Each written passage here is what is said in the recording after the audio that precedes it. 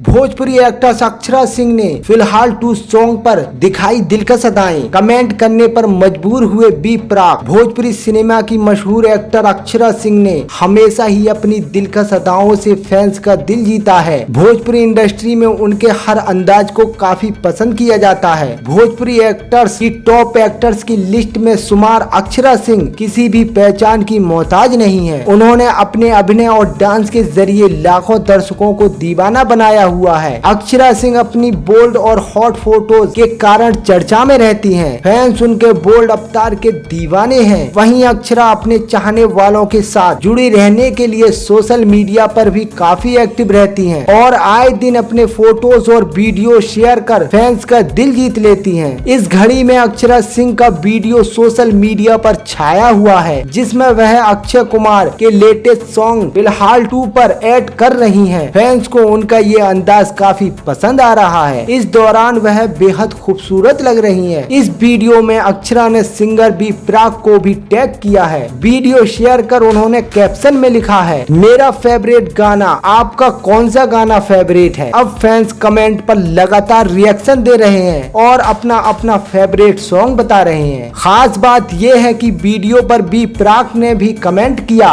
उन्होंने लिखा, मेरा फलनभा भी फेवरेट है बहुत ज्यादा। कई लोगों ने बी प्राक के कमेंट को लाइक किया और अक्षरा सिंह ने धन्यवाद किया।